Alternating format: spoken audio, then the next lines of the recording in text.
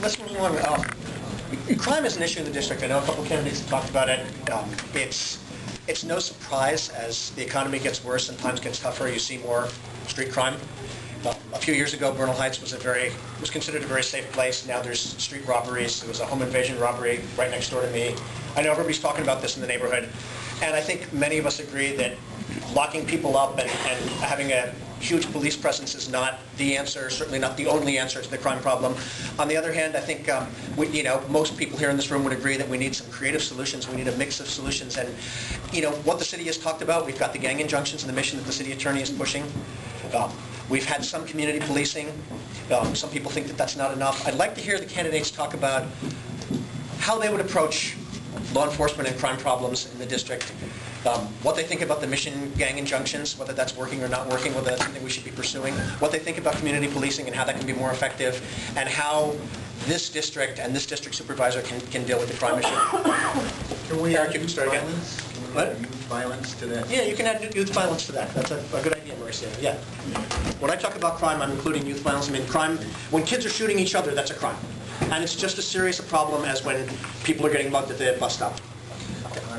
Yeah, I agree with Tim. Obviously, the turn in the economy is going to increase crime, so we need to deal with it in ways that are creative. It is no accident, I don't think it's no accident that if you look at the Jordan administration and the Newsom administration, those are two administrations where crime rates and murder rates go up. And what do they have in common? What they have in common is that they go after homeless people and quality of life crimes. Since Newsom has been in office, they have done 46,000 quality of life citations on poor people and homeless people.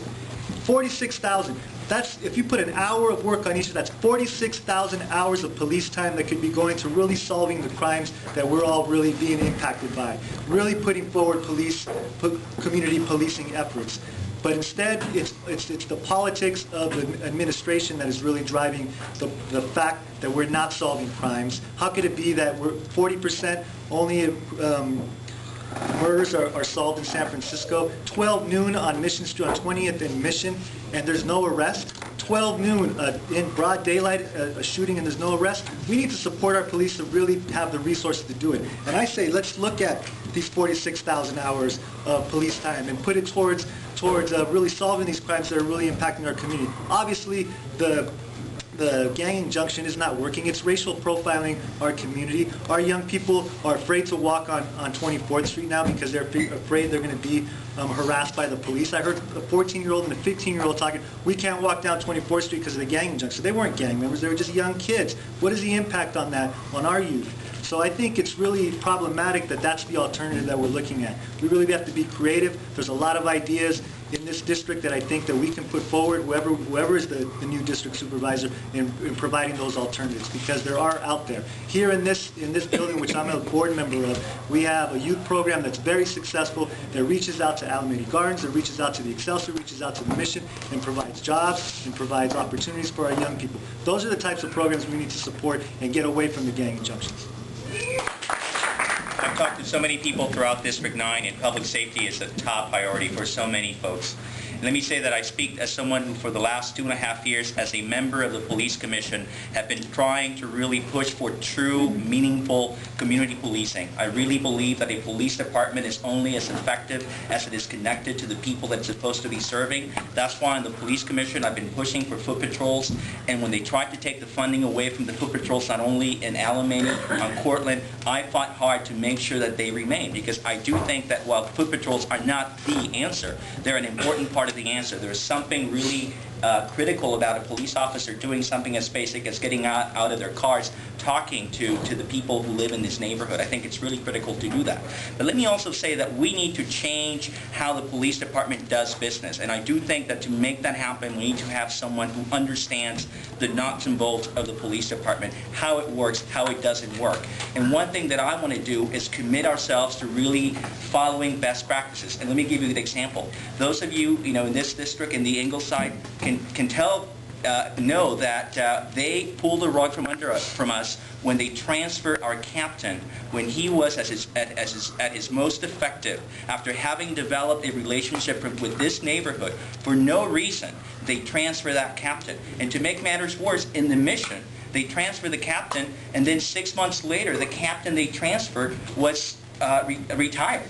And so when you ask the police department, why did that happen, they'll tell you, well, I don't know, that's the way we've always done it. So we need to focus on best practices. Just here, we had a meeting of the police commission where we learned that the radio cards in the Ingleside and the radio cards in the Mission are not talking to each other, that they don't have the technology to actually communicate. And that just makes no sense. I am committed, if elected supervisor, to expanding community policing in a way that is truly meaningful. And I really think that it's going to take neighborhoods throughout District 9 to get involved in pushing for that. And another big issue is staffing.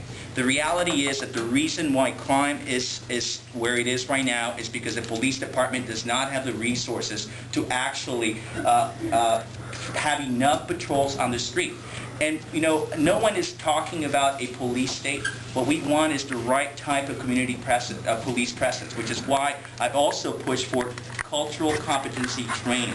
We're actually, for the first time, taking residents of neighborhoods throughout the city to the police academy so that they can talk to the cadets about what it's like to be an undocumented person living in the Mission and being a victim of crime and being afraid to report that crime for fear that you're going to be reported to ICE. So that's the kind of thinking that is needed. But I also think that beyond that, we need more services for our young people because that's one of the reasons they're getting in trouble. A boy, a 14-year-old boy, Ivan Miranda, was just killed. He was stabbed to death a couple weeks ago in the Excelsior.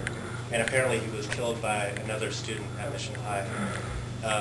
And we know that the kids who were around there know who killed Ivan. One of the biggest problems we face in violence in the city is that nobody wants to step forward. Nobody trusts, not nobody, very few people, trust the police. I don't know who mentioned anything, Eric did, about the broad daylight killing. It was 12:30 on Mission and 20th. People saw that murder. Many people saw that murder, but nobody wants to step forward. People are afraid. So when we talk about community policing, which is great, we need police that are on foot. We need police that are on bikes.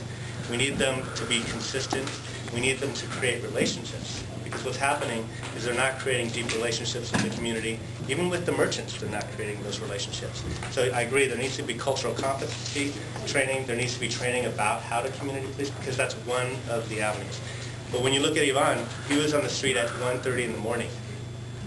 There was no community policing on Persia where he was killed.